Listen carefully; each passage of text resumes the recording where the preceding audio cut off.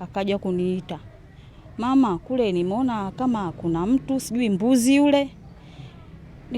Nikamwambia kakake mkubwa nenda kaangalie. Yule kakake mkubwa akaenda kaangalia, akasema yule sio mbuzi, mbona kama ana shepu. Akizungumza mapema hii leo Machi 30 mwaka huu, mjumbe wa shina nambari 17 wa serikali ya mtaa wa Bunju B, wilaya ya Kinondoni jijini Dar es Salaam, katika mtaa wa maisha ya ndege, Bwana Juma Tamim amesema kuwa kumetokea matukio mawili ya kusikitisha katika eneo hilo.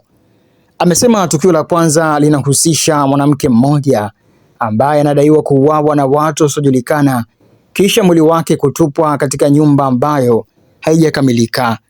Katika tukio la pili, mkazi wa eneo hilo anayefahamika kwa jina la Kwege ameripotiwa kubakwa na watu wasiojulikana na hatimaye kunyongwa hadi kupoteza maisha. Amesema tukio hilo limewasikitisha wakazi wa eneo hilo pamoja na viongozi, hasa ikizingatiwa kuwa mmoja wa waathirika ni binti anayefahamika katika jamii. Tupo hapa eneo la mtaa wa maisha ya ndege ambayo siku ya leo yametokea matukio mawili.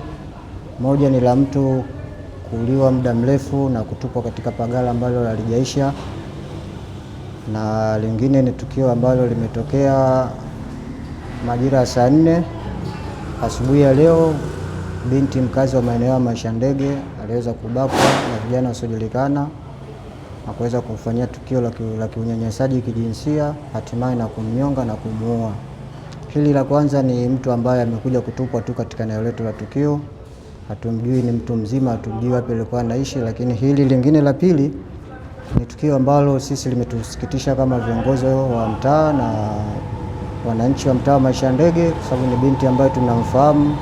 Ni vijana ambao kwa kweli inasikitisha, vijana ambao walimfanyia tukio hili baada ya kufanya shida zao na kukizi shida zao, hatimaye kwa kuogopa kutajwa wakaamua kumuua. Lakini tunashukuru jeshi la polisi limeweza kufika kwa wakati na kushirikiana na viongozi na wananchi wa mtaa husika, na mtuhumiwa namba 1 ambaye alikutwa katika eneo la tukio katika nyumba ambayo tukio limefanyika tumeshamkamata na yuko kituo cha polisi na kuisaidia polisi namna gani ili tukio lilitokea. Nina imani kubwa na jeshi letu la polisi na viongozi wangu wa serikali kwamba juhudi zitafanyika na kila aliyehusika katika tukio hili ataweza kukamatwa, kushikwa na hatua za kisheria siweze kuchukua hatua zake.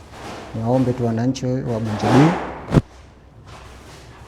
tuwe makini na tuache mambo ya kuzusha na kuleta taharuki, lakini haya ni mambo ambayo yanafanywa na baadhi ya vijana sio waaminifu. Niwaombe vijana wa maisha ya ndege ambao wanapenda maendeleo ya maisha yao wasitiki katika utendaji wa kazi zao na kuacha mambo kujiingiza katika mambo ya kiuhalifu ambayo yatawapelekea kutokuwa na mafanikio katika maisha yao. Mimi na imani kabisa vijana wetu ni wasikivu na haya yanayofanya ni ya kukemewa katika jamii ili asije kajirudia. Jeshi la polisi sasa hivi wanaendelea na uchunguzi, wamechukua sample za eneo la tukio lililofanyika na mtuhumiwa nyumba anayoishi anashikiliwa na jeshi la polisi kwa ajili ya kutoa ushirikiano ni namna gani ya tukio lilifanyika nyumbani kwake. Kwa upande wa wananchi wa eneo hilo wamesema kuwa hali ya ulinzi kwa sasa si nzuri, ambapo wameitaka serikali kuhakikisha ulinzi unaimarishwa ili kuzuia matukio kama hayo yasijirudie. Kuna kijana wangu alikuwa anaenda kufanya usafi.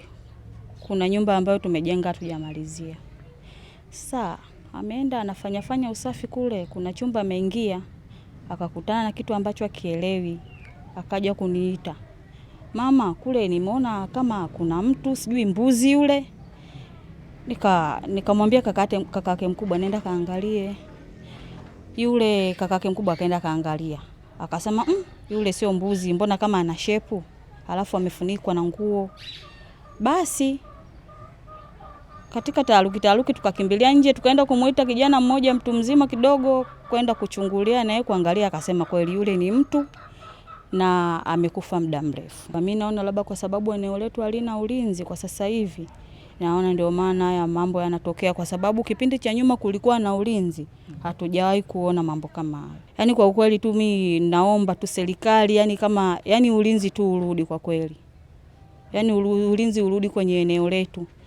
Japokuwa wananchi wabishi kulipa hela ya sungusungu, lakini kwa hiki kilichotokea, yani mimi nilikuwa naomba ulinzi urudi. Haya matokeo hapa kwa kweli sio kwamba sana yanatokea eneo letu.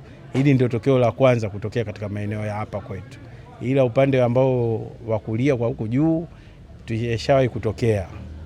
Lakini katika maeneo ya mazingira hapa ya kwetu ndio leo yametokea. Kwa hiyo ni kitu ambacho cha kutushangaza, hata sisi hatuelewi. Lakini zaidi ya hapo kuna watu baadhi ambao wanaojua zaidi ya mazingira yalivyotokea leo asubuhi. Na nyumba ambayo ilikuwa iliyotokea ile tukio la pili la huyo kwege, kuna mtu ambaye pia alikuwa anaishi hapo, na lakini alikuwa ametoka kwa muda, baadaye ndio naye anakuja kusikia habari kama hiyo. Tuishi kwa mujibu wa sheria. Hii nchi na sheria zake. Tuishi kwa mujibu wa sheria na tuache matukio ambayo hayana maana ya kimsingi.